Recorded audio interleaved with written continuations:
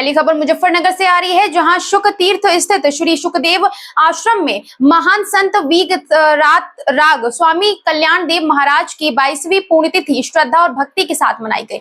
इस अवसर पर उत्तराखंड के कृषि मंत्री गणेश जोशी, भारतीय किसान यूनियन के राष्ट्रीय प्रवक्ता चौधरी राकेश टिकैत, सांसद हरेंद्र मलिक सहित बड़ी संख्या में संत जनप्रतिनिधि और श्रद्धालु मौजूद रहे।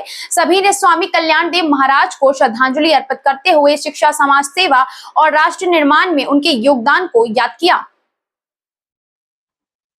कार्यक्रम की शुरुआत वैदिक मंत्रोच्चारण के बीच पदुका पूजन, हवन यज्ञ और समाधि स्थल पर पुष्पांजलि अर्पित कर की गई। श्रद्धांजलि सभा में वक्ताओं ने कहा कि स्वामी कल्याण देव महाराज ने अपने जीवन काल में करीब 366 शिक्षण संस्थानों की स्थापना कर शिक्षा के क्षेत्र में ऐतिहासिक योगदान दिया।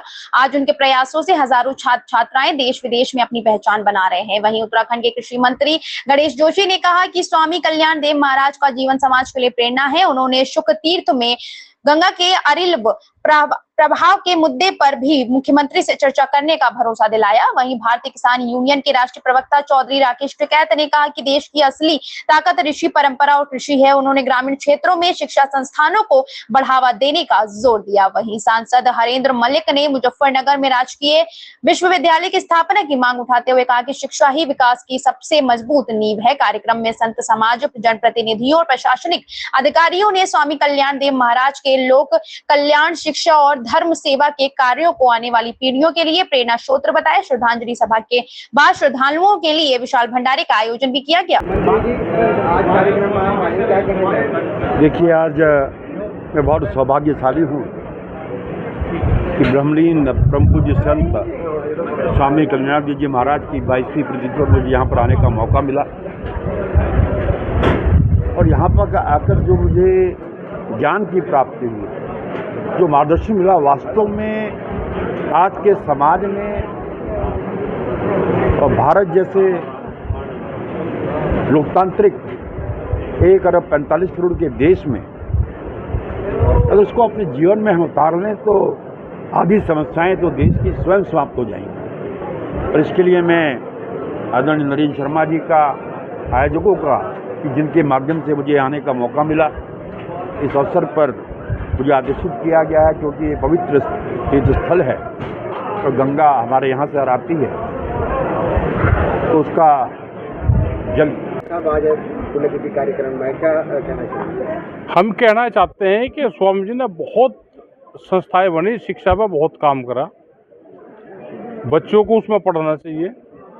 जो वहाँ पे टीचर हैं, अच्छे टीचर हैं, और हम जो अपना गांव का पैसा है वो बाहर जा रहा है हमारा, चाहे देहरादून हो या दूसरे बड़े शहरों में जा रहे हो, हम अपने शहर को ही बड़ा शहर बनाएं।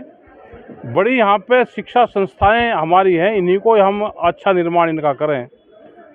और हमारे पास में बहुत जगह है, बहुत शिक्षा संस्थाएं हैं, इनमें अगर पढ़ाई ठीक होगी तो बच्चे बाहर जाएंगे ही नहीं। तो हम वो फैसिलिटी, वो फैकल्टी वो यहाँ पे ही हम मुहैया कराएं, जिससे हमारा बाहर का जो खर्च होता है वो बच्चों का बचे।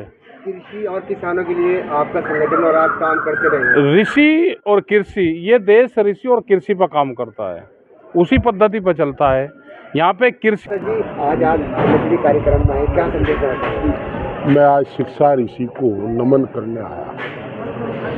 हमारे जीवन में इनसे बड़ा शिक्षा ऋषि कोई सुनने को नहीं मिला, देखने को नहीं। मैं सौभाग्यशाली हूँ जो उनके द्वारा स्थापित विद्यालय का छात्र रहा। दिल से उन्हें नमन करता हूँ, उनका सम्मान, और परमपिता परमात्मा प्रार्थना करता हूँ उनका आशीर्वाद हमें सदैव मिलता है। सांसद जी, सैकड़ों विद्यालय शिक्षा ऋषि द्वारा स्थापित किए गए, लेकिन आज मुजफ्फरनगर की शिक्षा में पिछड़ रहा है। देखिए, जब जंगे आज़ादी के मतवाले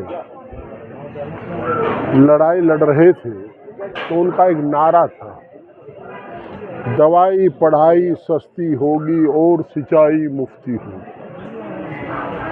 आज स्थिति ये है कि दवाई और पढ़ाई सबसे ज़्यादा महंगी